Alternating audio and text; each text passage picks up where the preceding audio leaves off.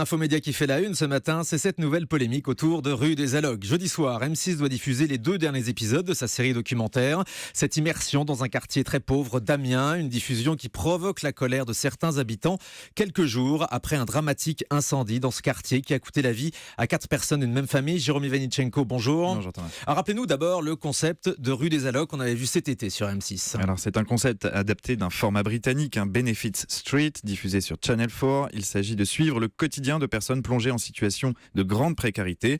Elles vivent sous le seuil de pauvreté et ce docu-réalité veut rendre compte de leur combat pour joindre les deux bouts. Pour la version française, M6 a planté ses caméras pendant plusieurs mois au cœur du quartier Saint-Leu à Amiens, un quartier où le chômage atteint un taux de 40%.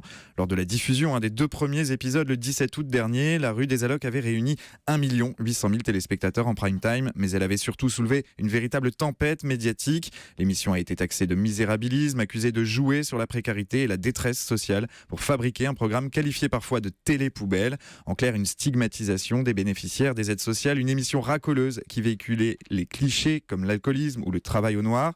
À l'issue de cette diffusion, un des téléspectateurs avait saisi le Conseil supérieur de l'audiovisuel, le CSA qui n'avait relevé aucun manquement de la part d'M6, mais qui avait tout de même jugé que le titre de l'émission, La Rue des Allocs, avait une connotation péjorative et qu'il n'était pas révélateur de la situation des habitants de ce quartier d'Amiens. Ce qui n'a pas empêché M6 de maintenir le titre de l'émission. Mais alors ce matin, c'est un événement tragique survenu dans ce quartier de Saint-Leu à Amiens qui ravive les tensions. Oui, le 3 novembre dernier, un incendie ravageait une habitation de la rue des Granges, au cœur du quartier Saint-Leu.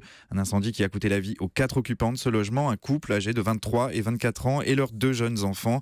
Ce drame, il a provoqué évidemment une très grande émotion dans la ville. Il a même déclenché une véritable fronde contre la chaîne.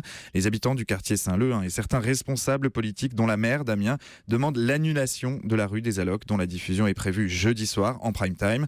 Pour eux, c'est une question de décence. Au lendemain des obsèques de la famille disparue dans l'incendie, une pétition a été lancée sur le site change.org. À l'heure où nous parlons, elle réunit plus de 900 signataires qui réclament la déprogrammation pure et simple de l'émission.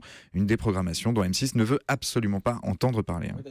D'ailleurs, pourquoi la chaîne campe sur ses positions ? Alors, pour M6, l'argumentation tient sur un principe très simple. Les victimes de ce dramatique incendie n'apparaissent à aucun moment dans la série documentaire. On nous assure ce matin que les équipes de production ont visionné minutieusement les épisodes qui doivent être diffusés jeudi prochain pour s'assurer qu'aucun plan ne laisse apparaître la maison détruite depuis par les flammes. En revanche, pour la chaîne, pas question de minimiser ce tragique événement. M6 a bien conscience de l'émotion suscitée dans le quartier Saint-Leu jeudi soir. Elle a d'ailleurs prévu d'insérer un message d'hommage entre les 2 épisodes.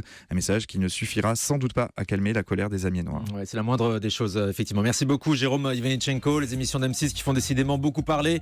Rue des Allocs jeudi soir. Hier soir, c'était Marié au premier regard, une émission qui fait polémique pour un tout autre sujet. C'est cette émission où les candidats célibataires sont amenés à se marier pour de vrai devant les caméras alors qu'ils ne se sont jamais vus. On en parlera tout à l'heure avec nos spécialistes médias pour savoir ce qu'ils en ont pensé. Ce sera après 9h30. Et puis, on y reviendra aussi dans le zapping dans un instant. À tout de suite.